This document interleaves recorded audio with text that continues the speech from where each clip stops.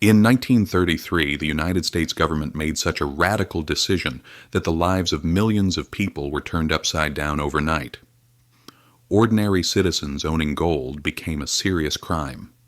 Yes, you heard that right. Not just trading or selling it, even simply possessing it, was forbidden. If you had gold coins, bullion, or even gold certificates and failed to hand them in by the given deadline, a fine of up to $10,000 and up to 10 years in prison became inevitable for you. $10,000 back then is equivalent to hundreds of thousands of dollars today. In one night, people were forced to hand over the wealth they believed had protected them for centuries, because now owning gold was considered unpatriotic. Imagine this. The few gold coins your family had carefully saved for years suddenly became illegal. This didn't mean you were scammed, it was the law. And with that law, the very foundations of the monetary system were completely transformed. So how did it come to this? At that time, America was at the peak of the Great Depression. 1 in 4 people was unemployed. Factories had shut down, and banks were announcing closures one after another. People panicked. Everyone tried to withdraw the gold they believed would keep them safe. Because back then, the dollar was tied to gold, every dollar could be exchanged for gold worth $20.67 per ounce. But when trust vanished, everyone wanted gold, reserves ran out, and the system collapsed. It was at this exact moment that Franklin D. Roosevelt became president. The country was falling apart. The system was on the verge of total collapse.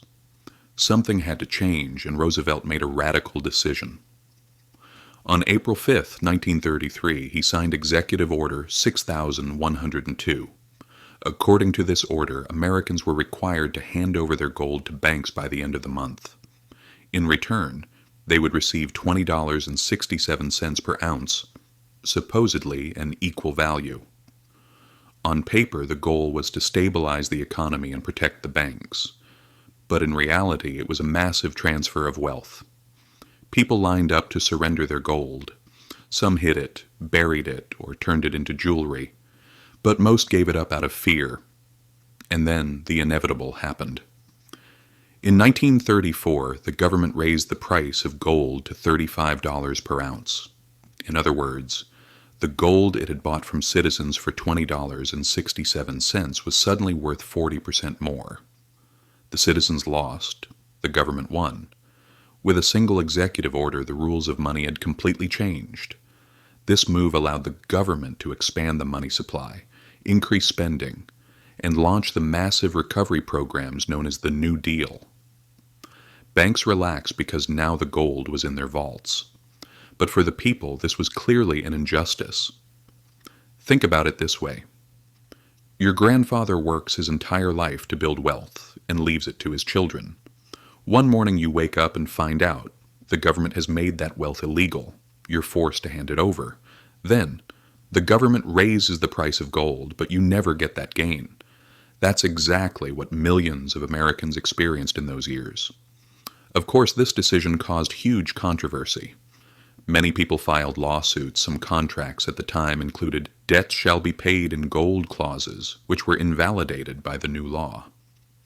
Eventually, the case went all the way to the Supreme Court. In 1935, by only one vote, the court upheld the government's action, and that day a dangerous precedent was set. In times of crisis, the government could change the rules of money, even seize private property. This event wasn't just about saving the economy. It completely dismantled the gold standard. From that point on, money no longer derived its value from gold. It depended solely on the word of the government. And that marked the beginning of a new era. Not the age of trust, but the age of authority. The winners were obvious. The government instantly increased the value of its reserves by billions of dollars. The banks regained public confidence using the people's own gold. The wealthy already knew how to exploit the system. Some shipped their gold overseas, others converted it into jewelry. But ordinary citizens, they simply obeyed. In short, it was a transfer of wealth from the people to the state, from the bottom to the top. And it didn't just shape America, it shaped the destiny of the entire modern financial system. Now, fast forward to today. Why should we still talk about this event? Because the same principle still applies.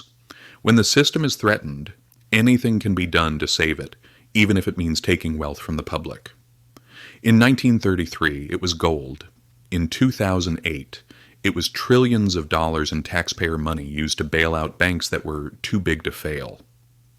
In 2013, it was Cyprus, where citizens' bank deposits were partially seized through a so-called bail-in. And in 2020, endless money printing inflated prices, wages stagnated, and people's purchasing power plummeted.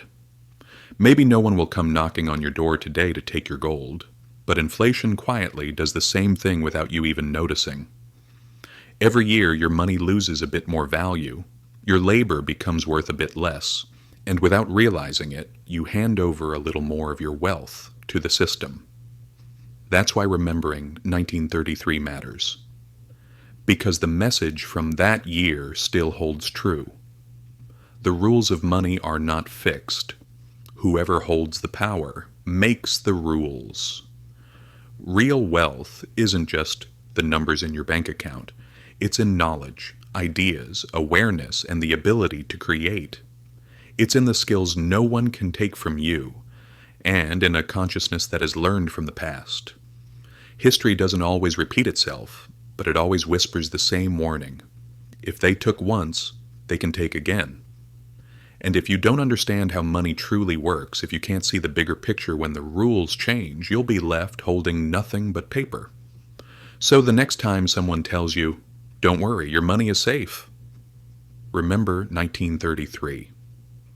And choose to protect not your money, but your knowledge. If this gave you a new perspective, hit subscribe. History has the answers, and I'll show you where to look.